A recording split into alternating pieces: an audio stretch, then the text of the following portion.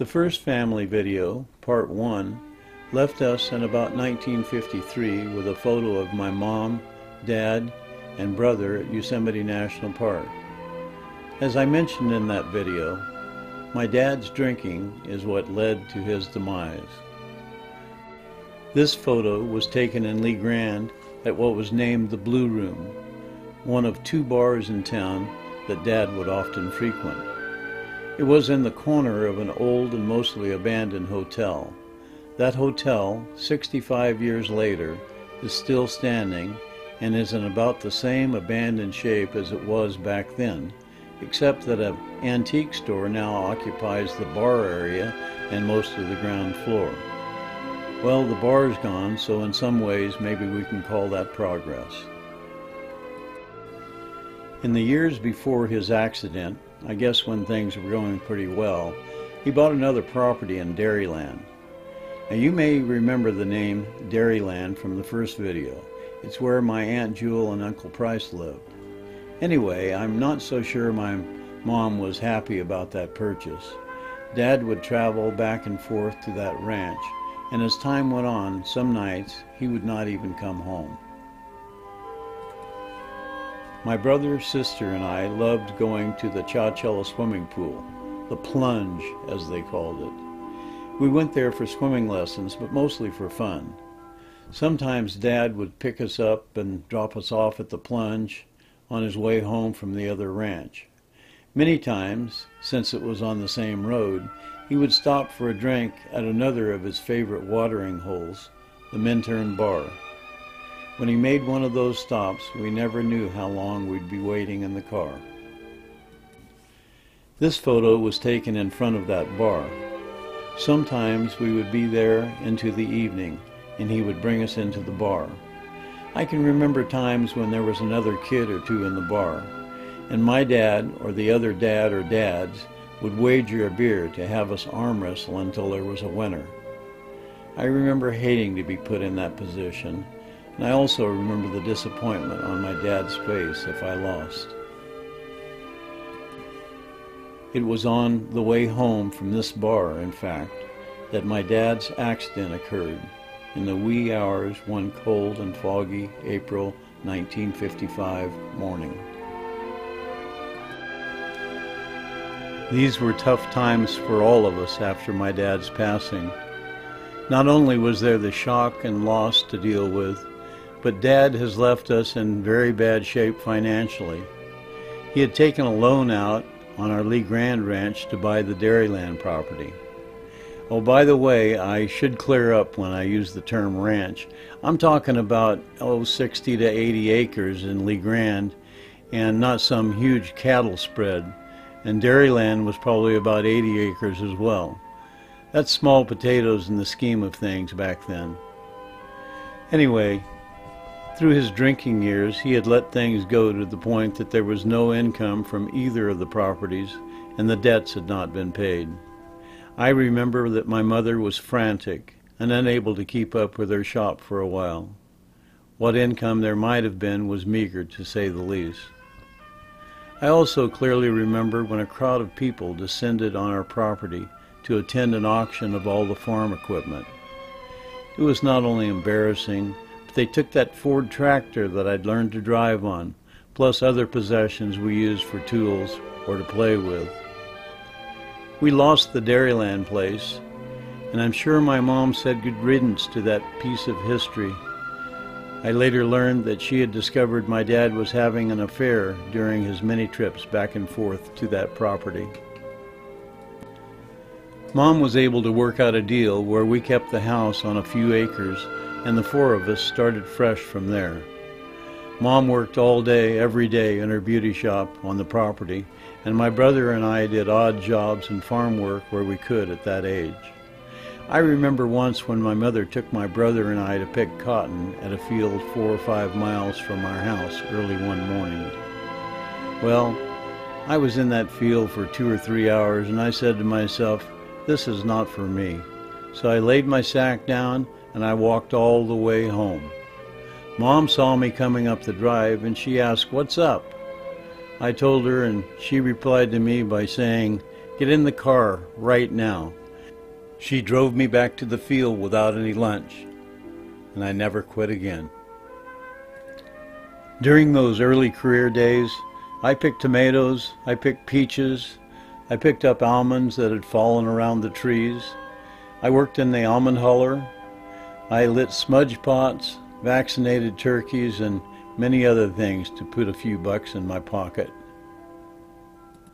I know this all sounds like gloom and doom, but there were some high points. Mom, bless her heart, also knew that we needed to be refreshed once in a while. This photograph was taken at the San Juan Bautista Mission. Mom was able to work out a deal with one of the families in town to use their little summer cottage in Santa Cruz for 1 week each year. We loved the luxury of spending time at the ocean and the Santa Cruz boardwalk. At that Santa Cruz boardwalk is where I made my first catch, and it's taken me years to realize that I was not the one catching. My brother was fortunate enough to have a paper route passed to him from an older boy in the community. Later, when he landed the best job in town, working after school at a local Chevron service station, he passed the paper route on to me. After he graduated from high school, I was then blessed to replace him at the service station. When I look back, I realize just how formative those years were for me. I learned my work ethic, and my boss, the station owner, Luther Hale, he sort of took me under his wing. And the family of my schoolmate and friend Mike Lambert, they welcomed me into their family and looked out for me. Well, I guess you could say they looked out for me as best they could. Mike and I sure managed to get into a little trouble once in a while. Sister Sonia was busy helping Mom with the laundry, cleaning, and other chores required to run the beauty shop and our home. In addition, she did other jobs as they came up, including babysitting. We all pitched in. Mom saw to that. This is a photo collage showing my metamorphosis during those younger years.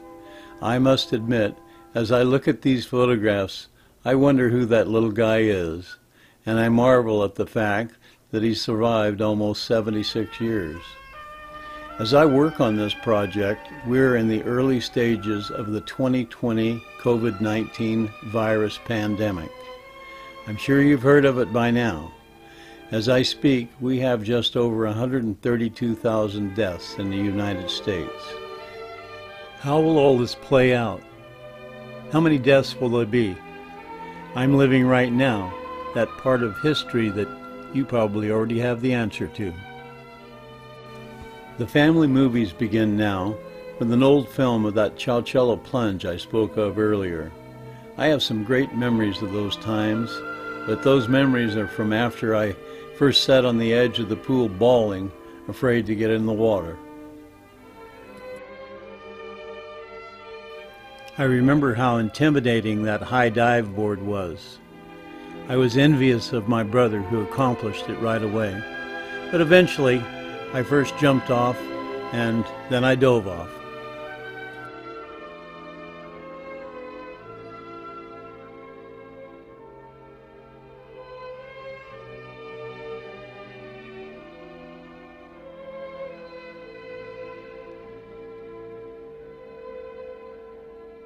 But there I am, several years after all that bawling, poking my head out. In 1957, my grandma Thelly passed away from a stroke. She was 82. I was 12 at the time and remember those days very well. She was buried at the Chowchilla, California cemetery. The following movie is a family gathering after those services. My mother's brothers, W.T. and U.V. Helbert, and their families came from Texas for the services. This photograph is of all Grandma Thelly's children together. My Uncle U.V. on the left, then my mother, her older brother W.T., her older sisters Jewel and Gladys.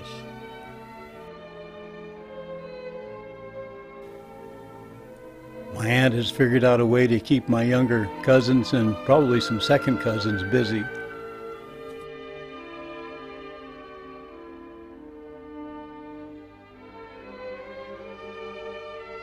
That's my older cousin Neva in the blue dress, and then that's me with her father behind me, Calvin, my Uncle Calvin.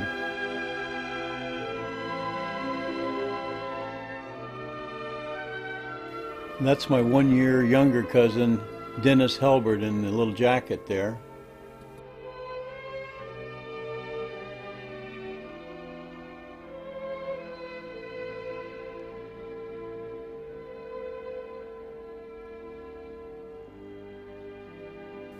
My Aunt Jewel and Uncle Price.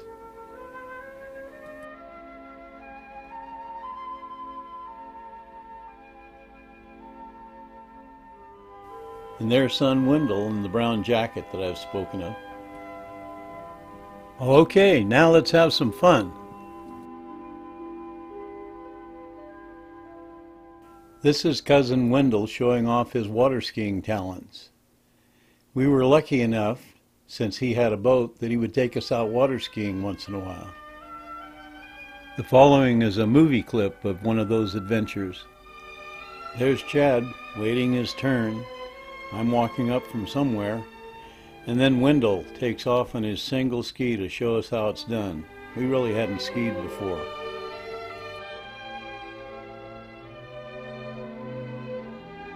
This is Lori, Wendell's wife Trudy's daughter.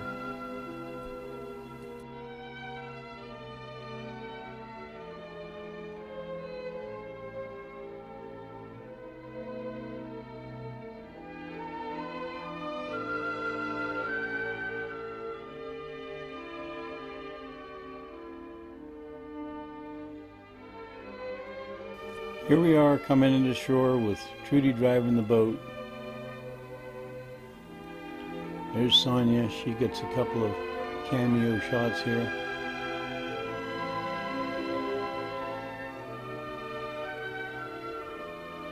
And there we all are, including Mom, posing for the video. I'm throwing out the rope,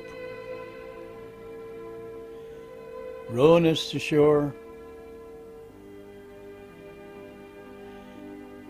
It was all so much fun.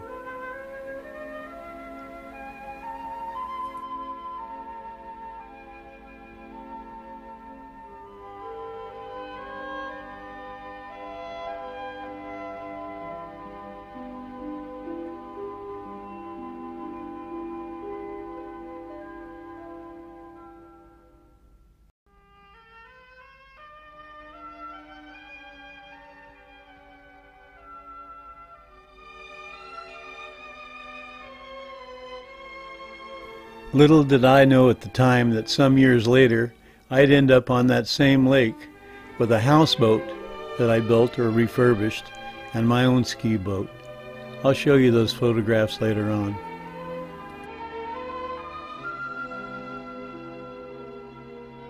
I don't know if Sonia skied on that trip, but I accomplished the 2 skis.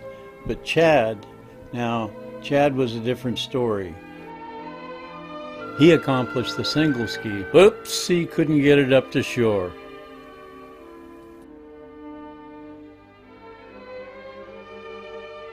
Well, we know for sure that Sonia accomplished the raft. Those were great times, and it reminds me of another influence that Wendell had on my life, and I guess Brother Chad's life as well.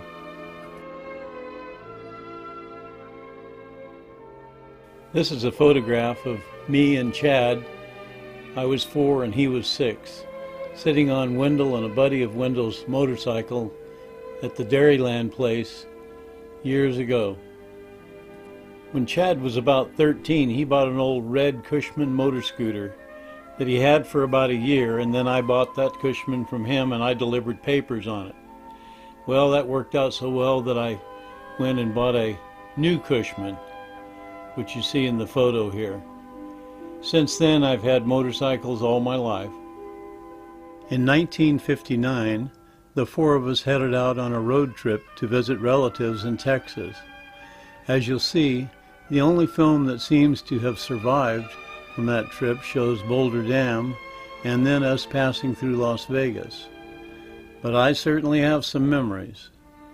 We made that trip in a Ford Victoria.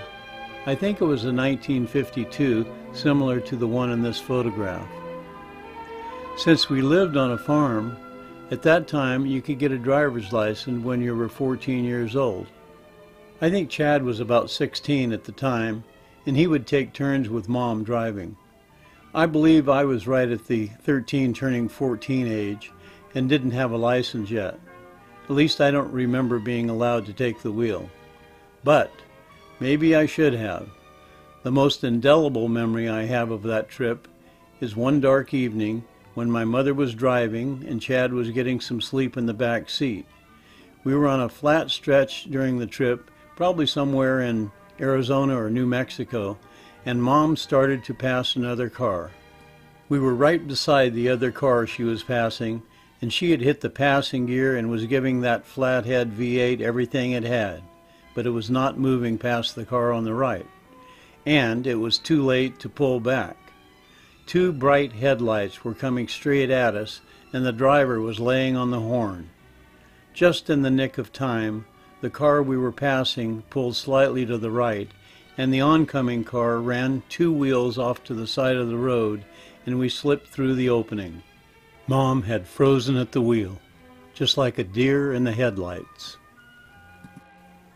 Needless to say, we said our prayers, and Chad took over the driving. I think he drove most of the rest of the trip. We packed our own food and stayed in cheap motels.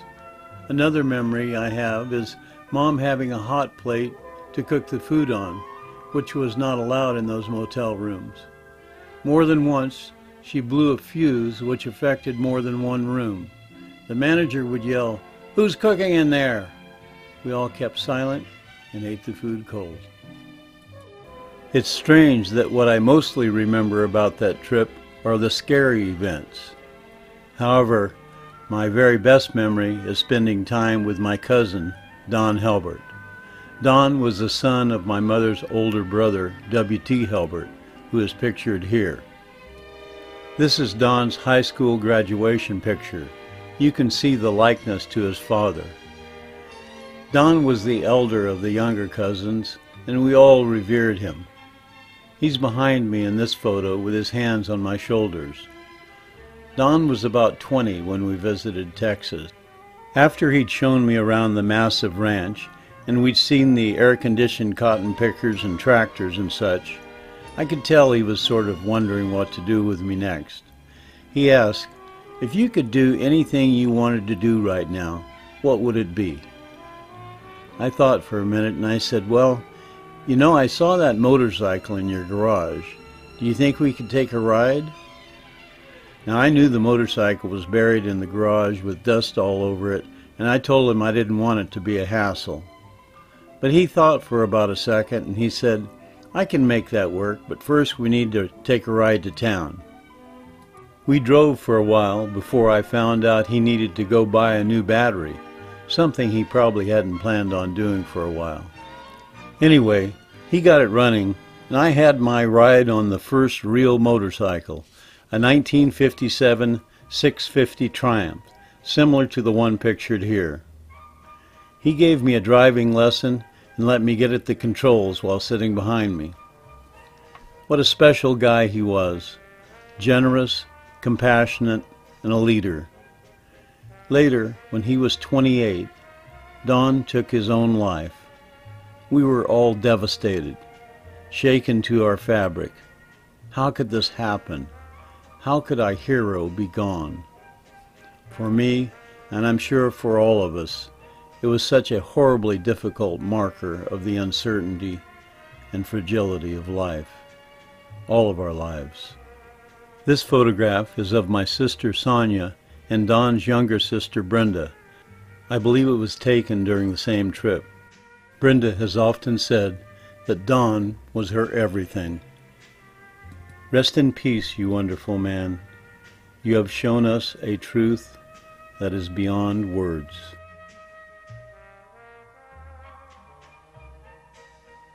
Not long after that, back at our home in Lee Grand, you see that my Aunt Jewel has come to visit my mom, in that bright, shiny, white Buick I always liked so much. The following movies are in Lee Grand from 1960 to about 1964 or 5, and they include Chad's graduation and my graduation, me going off to the Navy, and what happened with Sonia after that. We look like pretty innocent kids here, wondering what life's going to hold in store for us. Someone caught Sonia sleeping here with a hairnet. And we used to study from an early age at the dining table. Mom could keep an eye on us there from the kitchen when she wasn't outside working in the shop. This cat was named Sammy, and it was one of Sonia's real loves at the time.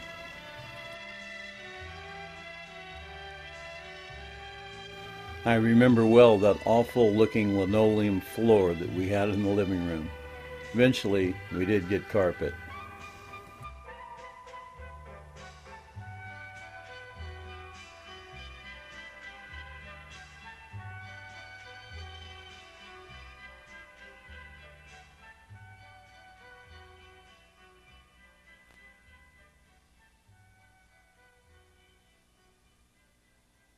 She also had a sweet little dog named Ginger. Now, we had dogs all of our life, but this was a small dog. Normally our dogs were larger and the ones that Dad used to run the turkeys and so on.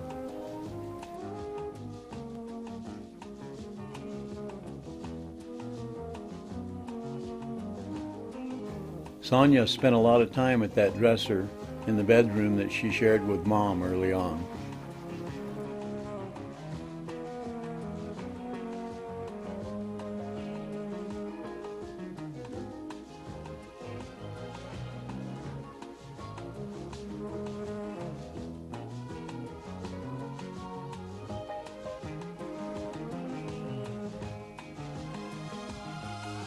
Meanwhile, Chad's in the adjacent and only bathroom, making sure that his hair is just perfect for the next event.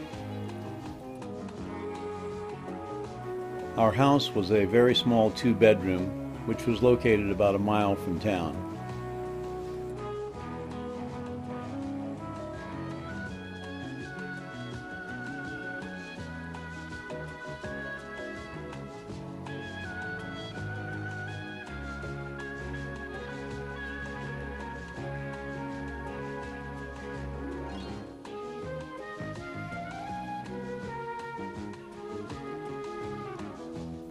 Chad gives Mom a little love for the camera.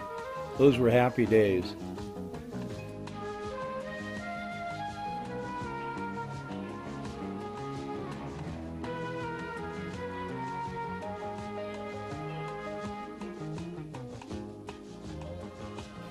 Here we are, a year or so later on that same couch, and Chad's looking forward to his big day, graduation from Lee Grand Union High School. 1960. There's Chad at our house in Lee Grand looking dapper in his graduation outfit and his old black 55 Mercury Montclair car. They had a banquet feast at one of the parents' homes after graduation.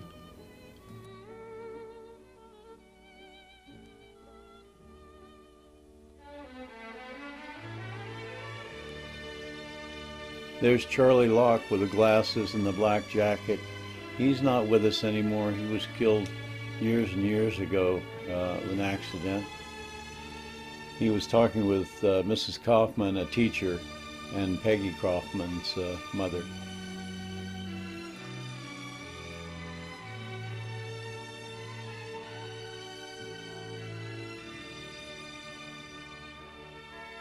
In the plaid shirt, that's Howard Farnsworth. He's not with us any longer.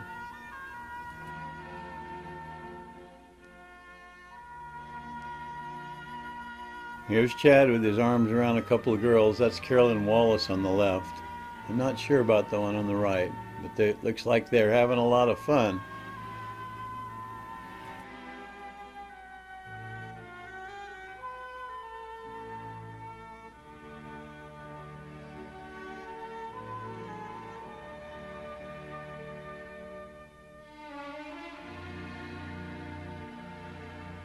My mother's getting Betty Pasley's attention to look at the camera.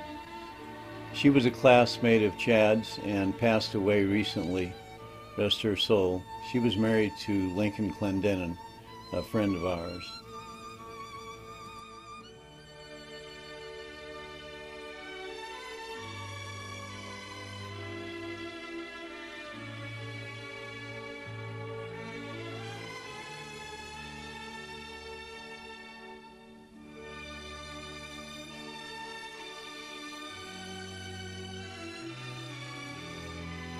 There's my mom there on the left, and next to her is Barbara Johnson, who's married to my cousin Morris Johnson, and Morris's sister Neva Johnson Roberts.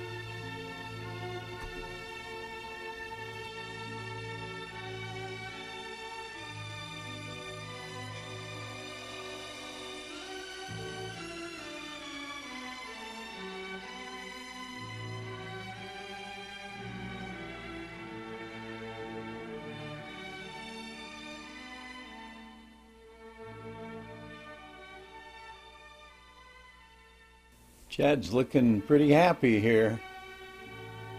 And I see Dario walking by in the suit and tie. Dario Giampoli.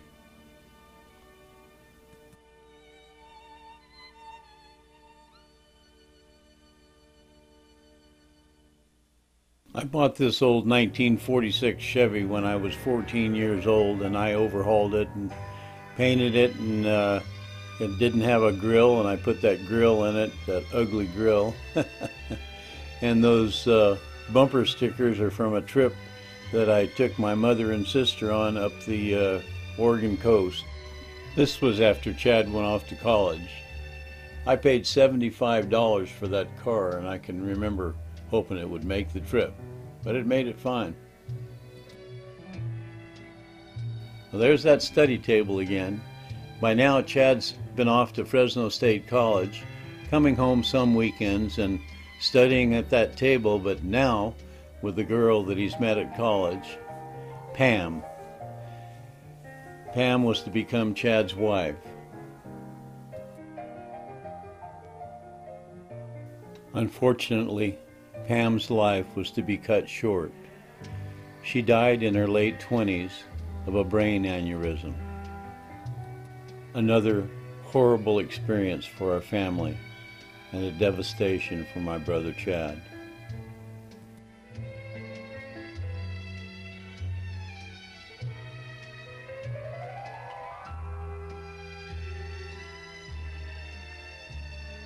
It was about 1961 or 1962 when those weekend visits tapered off, and Chad and Pam were doing their own thing, studying other places and making plans to go to college in Eugene, Oregon.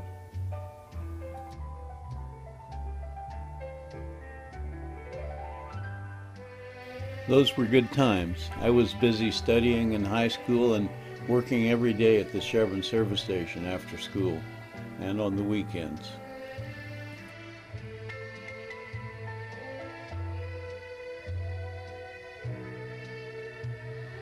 Sonia sneaks out of the bedroom in her Sunday dress. I was sweet on Carol Neely during my senior year. As you can see, she really wasn't having much to do with me. She was my first heartbreak.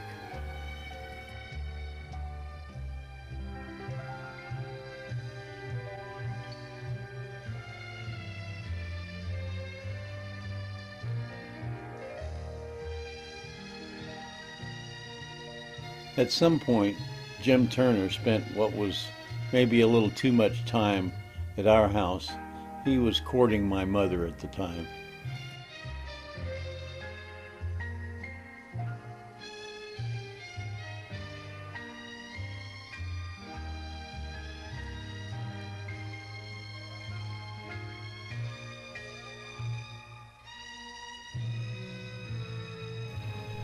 Chad and Pam came from college in Fresno to share Christmas with us, and this was in 1961.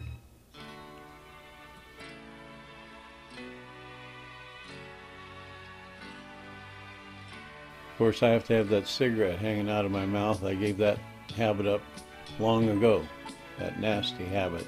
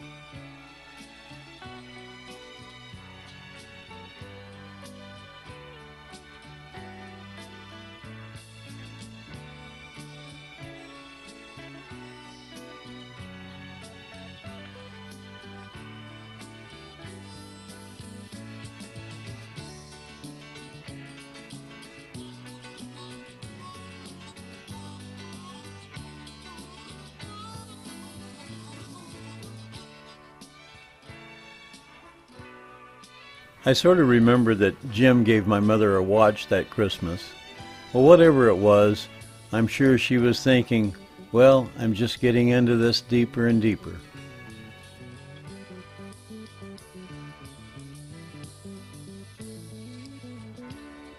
This is Buddy Neely, a schoolmate, friend of mine, and older brother of Carol Neely.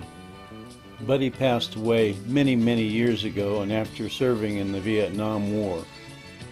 Now, I can't tell you for the life of me why I'm abusing Sammy the cat, but I'll keep it in here as a reminder that I'm not perfect, but I certainly wouldn't do that nowadays.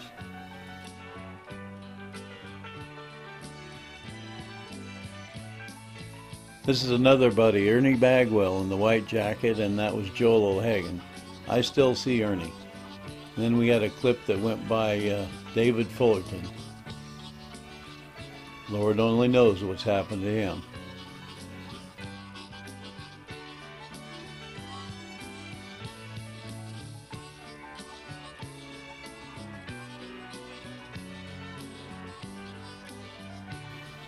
There's my Mama Louise taking good care of her baby girl.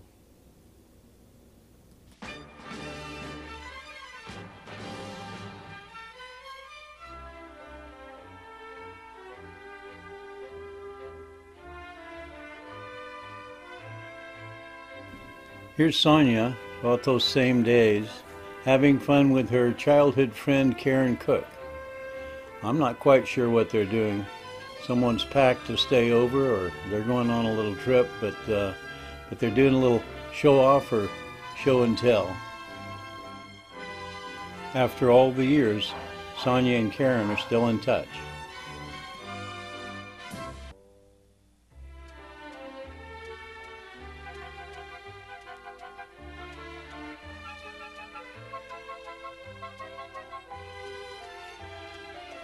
Well, you see how grown up they are. Karen's showing us a little shoulder.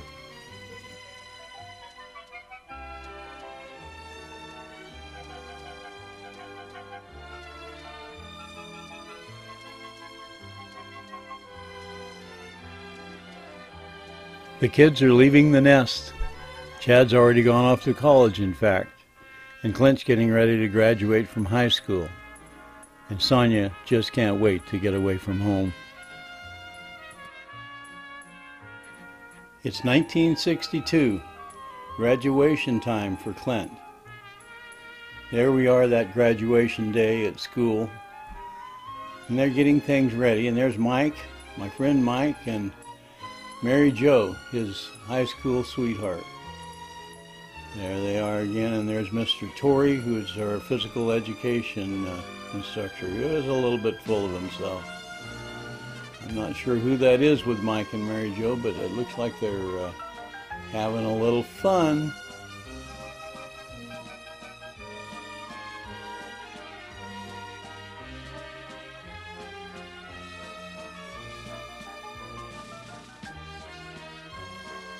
Mike's got to be a bit of a clown.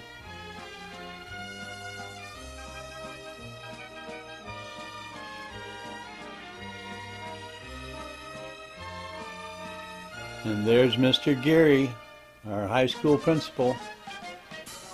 We're getting ready for the big evening here. We got our blues and our whites on.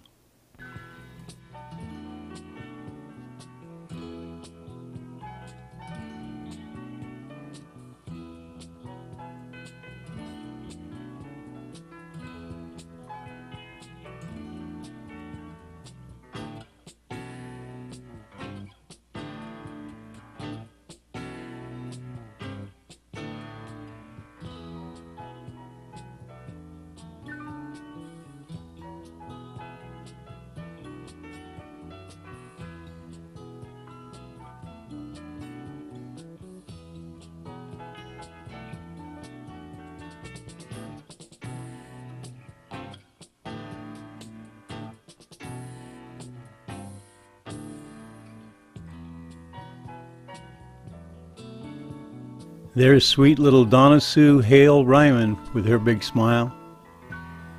And then Sonia and some of her friends attended the gathering.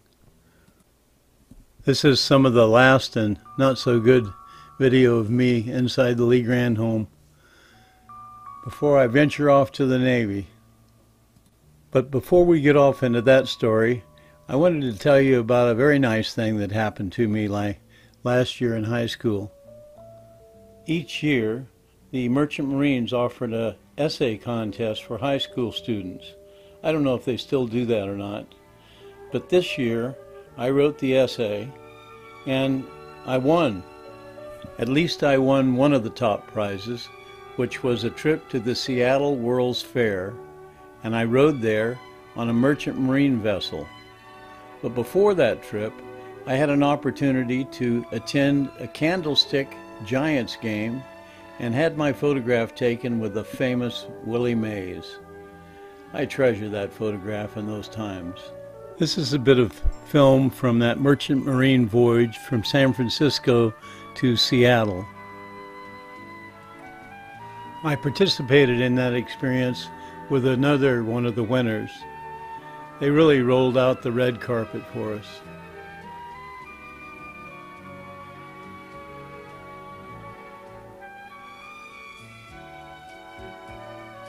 Here we both are, acting out a bit for the camera.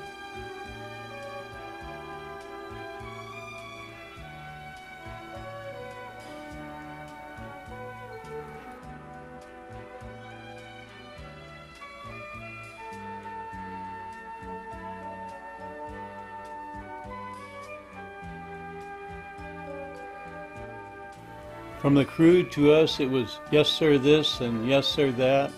And we had dinner with the captain.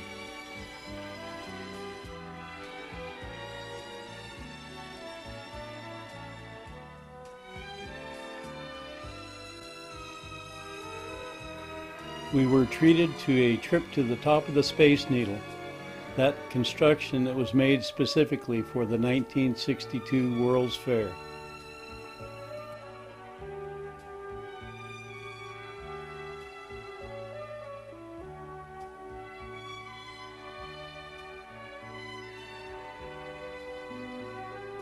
That monorail that you see was the first national monorail system. It was built for the World's Fair, and it linked downtown Seattle to the center where the World's Fair is held.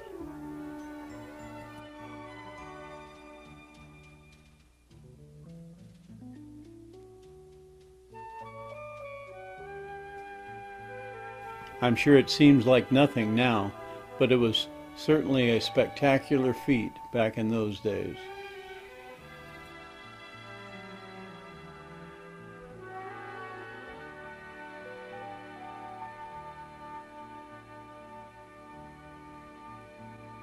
Now it's time to go back home and prepare for my departure to the Navy. It was only a week or so after that Seattle adventure that the Navy recruiter came to my house to pick me up and take me off to San Diego. I was still 17 years old. In those days, you could join just before your 18th birthday and get out on your 21st birthday. My buddy Mike Lambert came out to say goodbye the day before my departure. I suppose I was having my last date that night before I left town, so I had to get the car all cleaned up.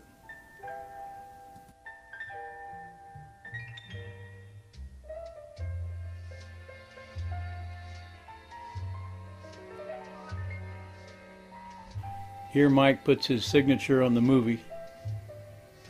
I was sure proud of that white leather interior that I'd driven down to Tijuana, Mexico to get. It's hard to imagine now that at 16 years old I would have driven down into Mexico without even thinking a thing about it.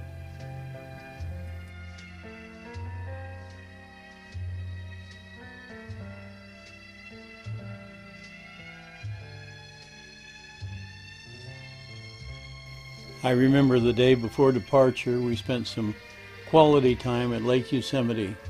Just the family, getting together that day before I was to go off for what amounted to the rest of my life.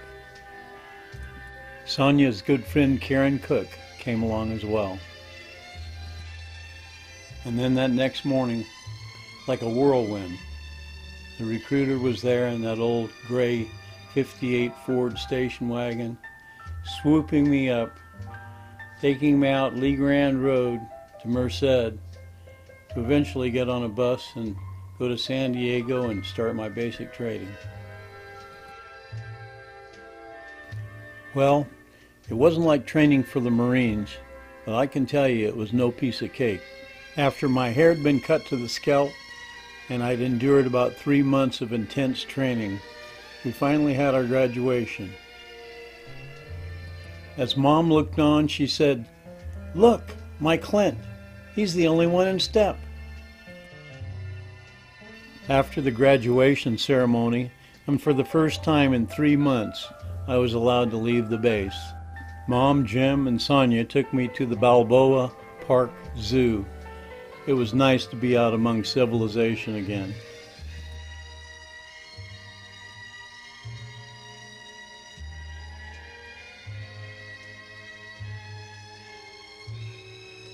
After San Diego, I was at home for 4 or 5 days, and then on to my assignment in Jacksonville, Florida, where I would go to aviation electrician school.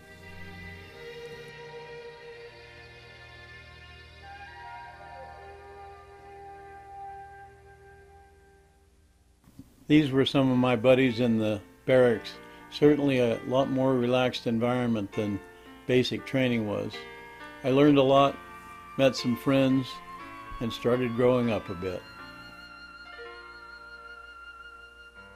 Whoops, still smoking. And what's that patch on your eye, Clint? Well, I remember what it is, but I won't go into it here. Let's just put it this way, I've outgrown those days.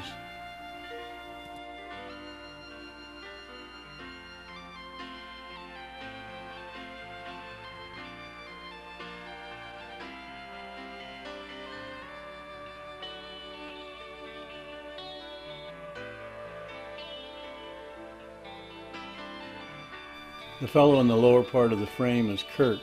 He was my best buddy during those days. I've lost track of him, but I'd sure like to know what's up with him now. He was from Panama City, Florida.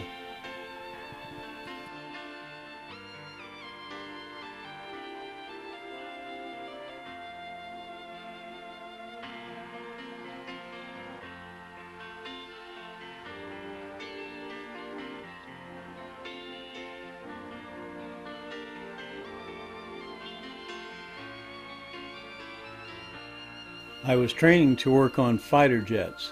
They were A4Ds at the time. Each time we'd complete a particular phase of the program, we'd cross it off on the sign in front of that particular department.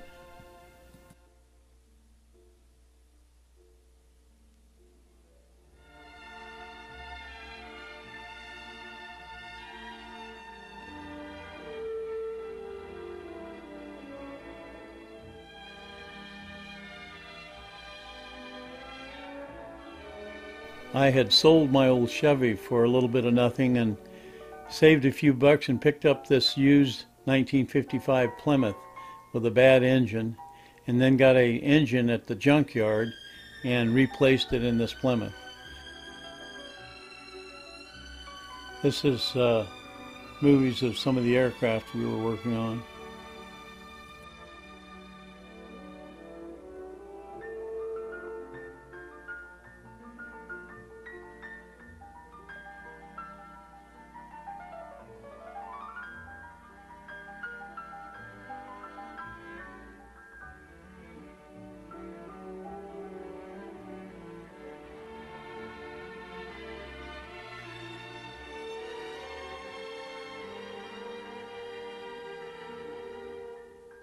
I was one of the few with a car, so when it came time to go out on the leave for a couple of days or to go out for a night in the town, it was up to me to take the car.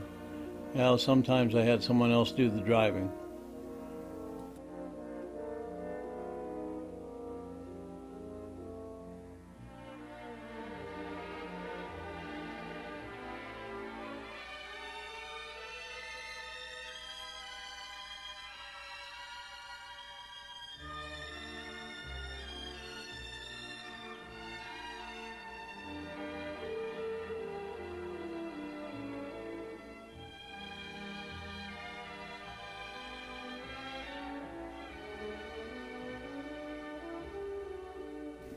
As we started nearing our graduation, I began to think about, okay, I'm going to be driving my car from Florida to California.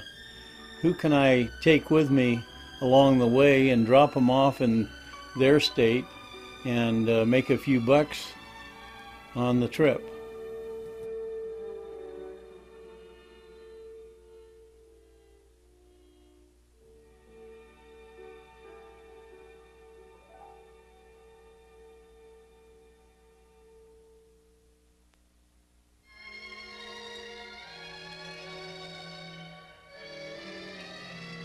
Well, that time came, and I ended up with, I can't remember whether it was 4 guys or 5 guys along with me, dropping them off along the way. Kirk was the first. I dropped him off in Panama City.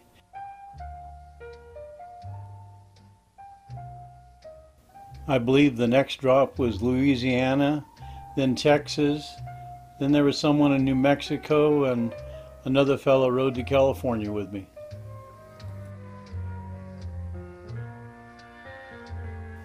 Somewhere along the way we were in St. Augustine, Florida, stopped to see Ponce de Leon's Fountain of Youth. Like so many of these things, you'd have to read up on the myth of him actually finding the Fountain of Youth.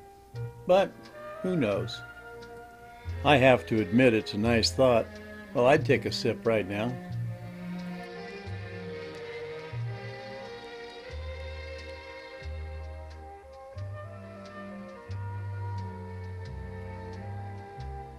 Here's Kurt drinking from that fountain. Well, I hope it's kept him young. We stopped to enjoy the ocean along the way. Then we ended up in Panama City. Kirk's family was very hospitable, and I think they took us in and we all slept there on the floor.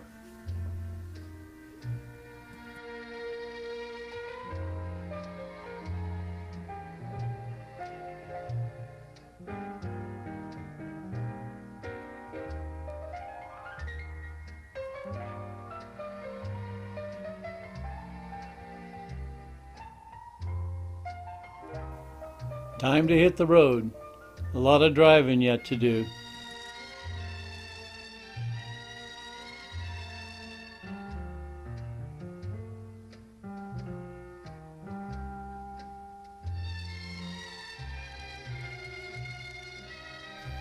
By the time I got home, I'd more than doubled my money on gas and had a good time along the way.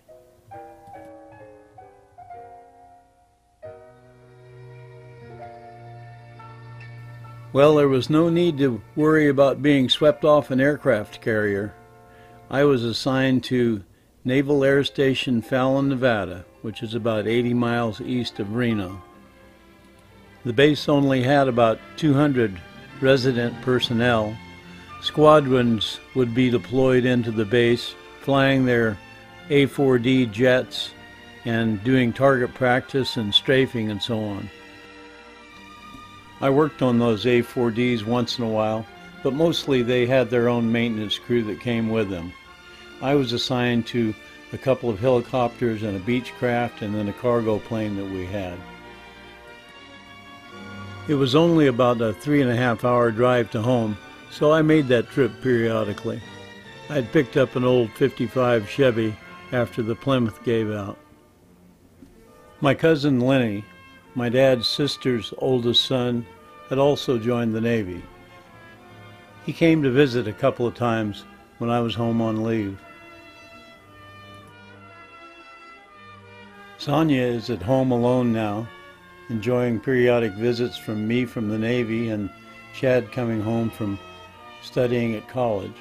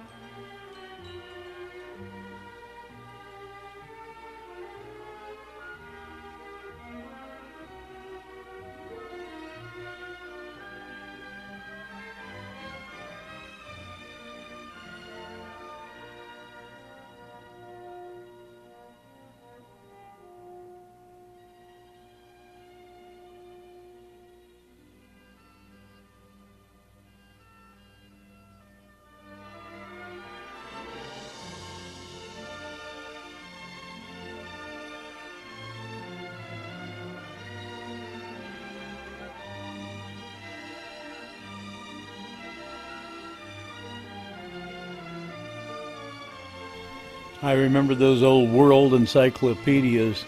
My mother used to always like to use those for a prop just to show you how educated we were. Anyway, I actually did use those books quite a bit doing research when I was in high school, but it's certainly a lot different now. I can just Google it, and Lord only knows what you're able to do these days. I don't know how many years it is later that you're watching this video.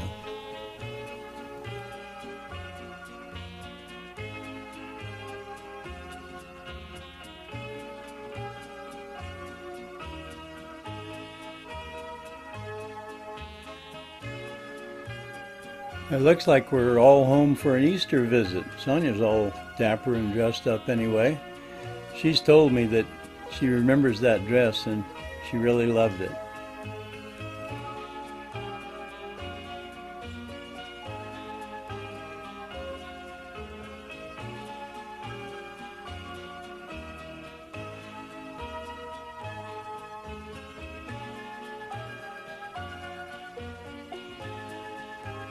After I left home, Jim Turner started coming around a little more often, and once in a while they'd go on a trip and Sonia had to go. She felt obliged to go. It looks like she was taking a girlfriend with her this time.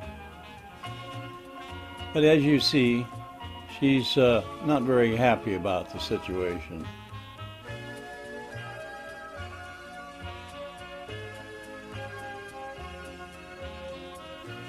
By this time, somehow Jim Turner has woven himself into my mother's life.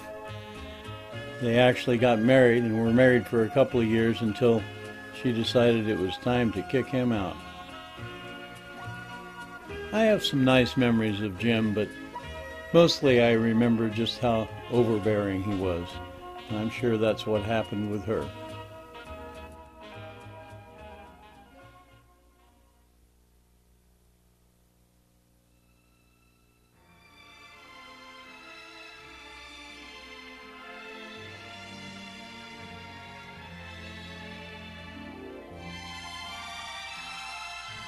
I guess this was up around Loveland Pass, and Jim's doing a little prospecting. That's what he always fancied himself to be, a prospector, but I don't think he really ever found any gold.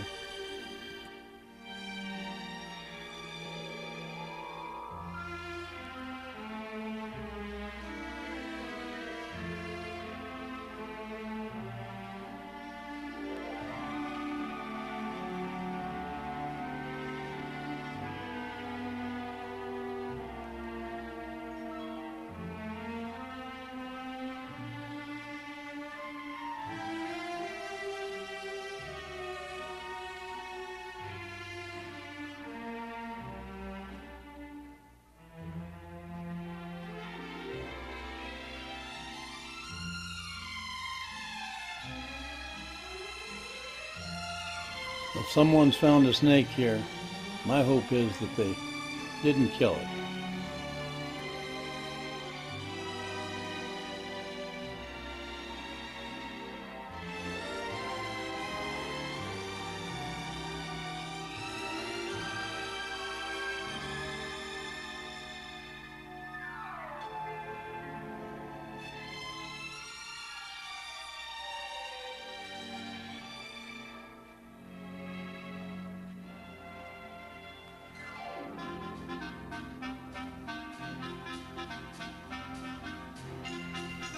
Well, that wraps up the early to the mid-60s, except for the fact that my mother's brothers, Uncle UV and WT, did make one more visit.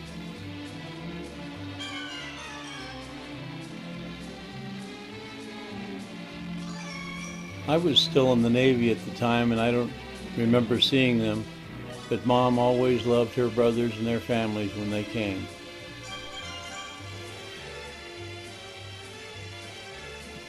This scene that you're seeing here is them at my Aunt Gladys and Uncle Calvin's house in Chowchilla. It's probably the last time that they came to California that I can remember.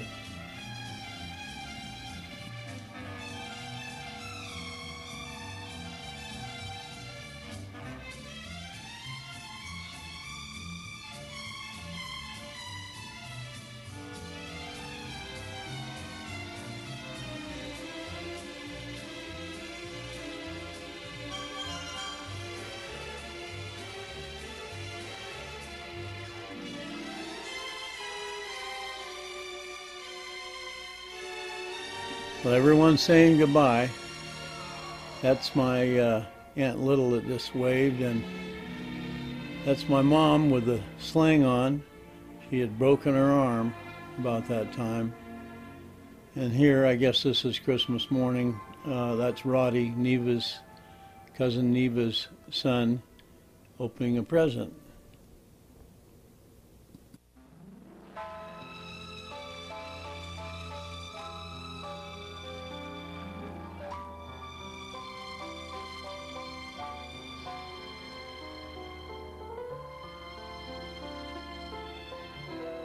This is a good shot of Morris, cousin Morris. That's Neva's older brother.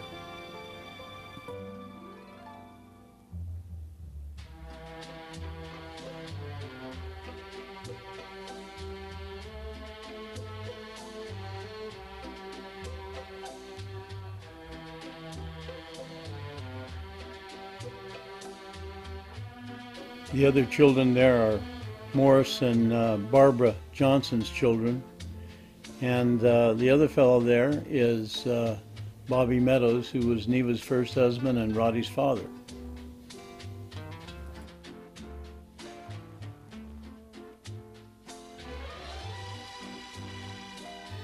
And there's cousin Neva in all her glory, no shortage of food.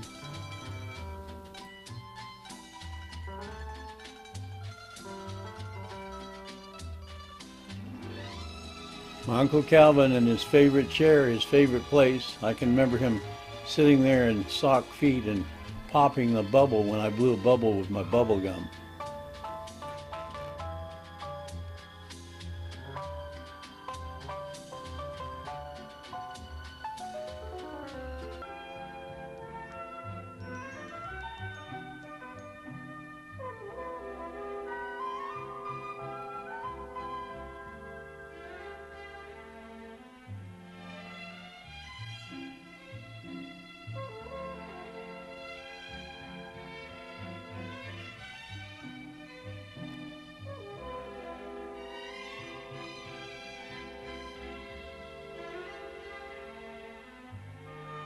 Well, that's it for that piece, folks. Roddy's waving goodbye.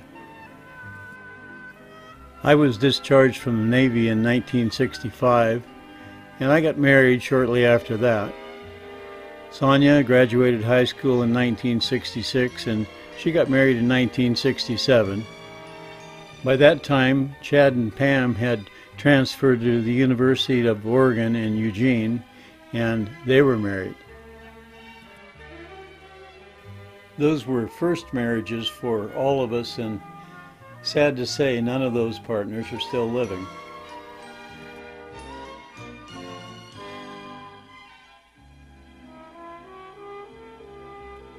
Here's a bit of footage of Sonia's wedding. Now that's her friend Lynn Gadotti working on her hair there. Lynn and her husband Roger are still friends of ours, and we see them periodically.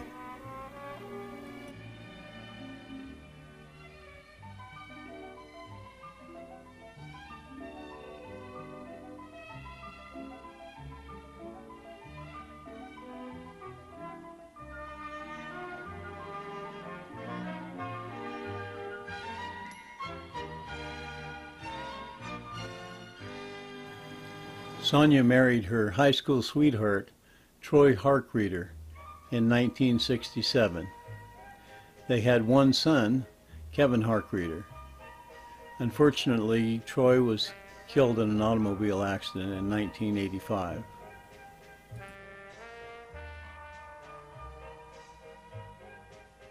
Oh, how innocent we all were back then at that tender age.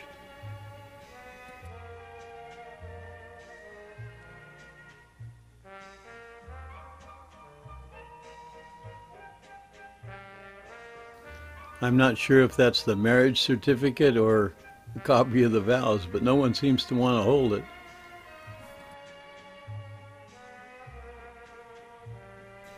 We're having a little reception gathering at our house after the wedding.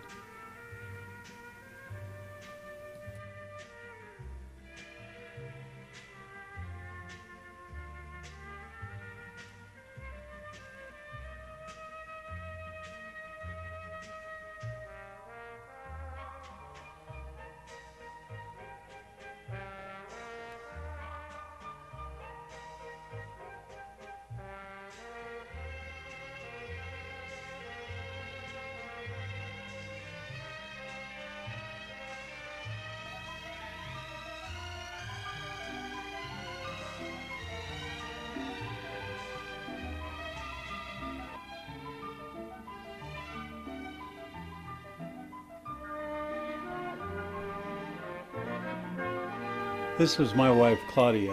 We had one child, Heather, who unfortunately passed away when she was 16 years old.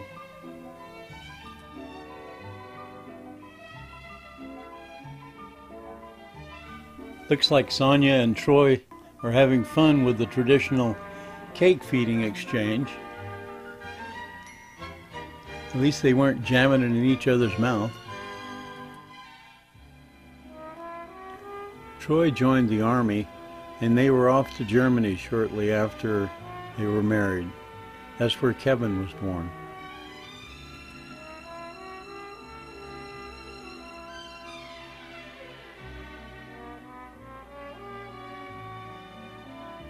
Here we are, the Holland kids, all grown up with their respective spouses of the day.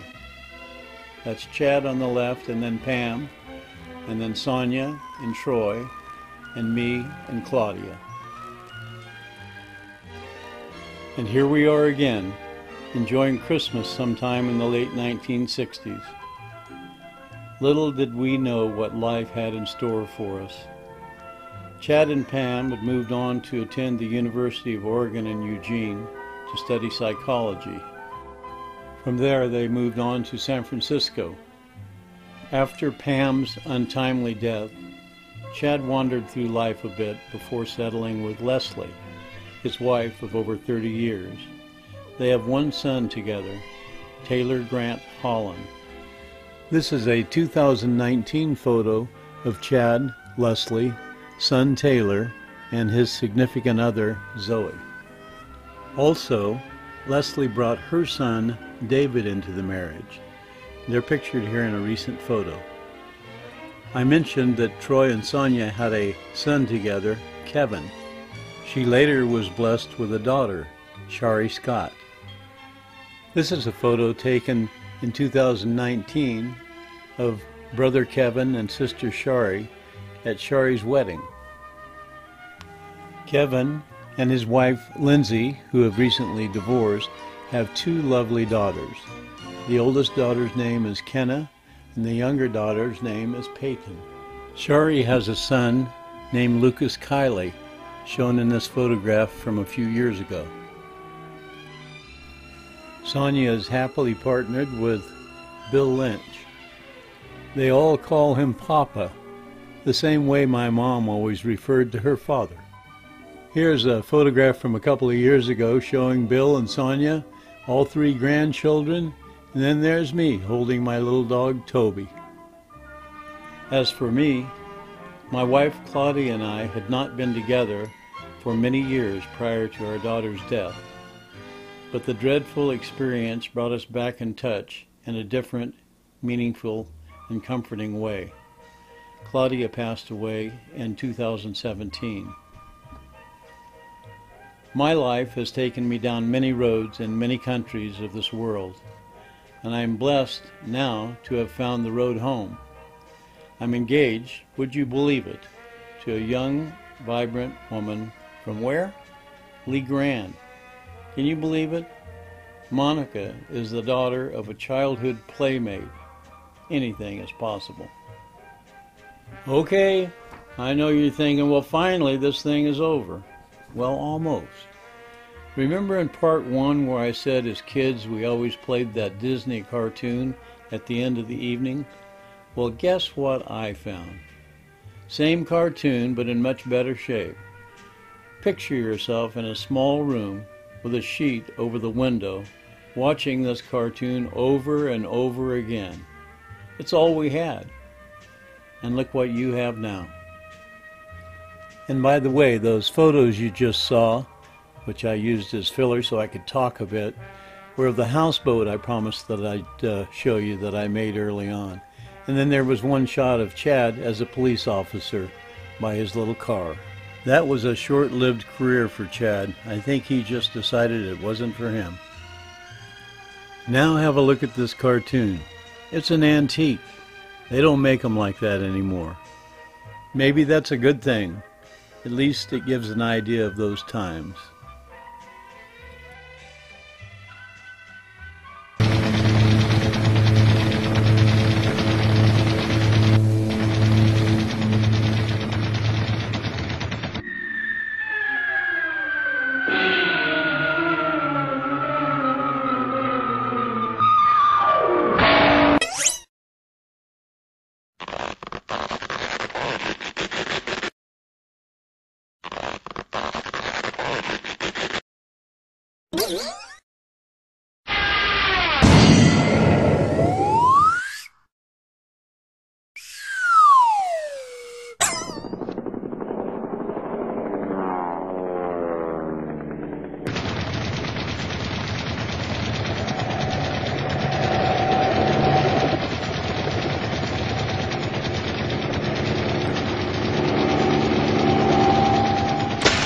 Late?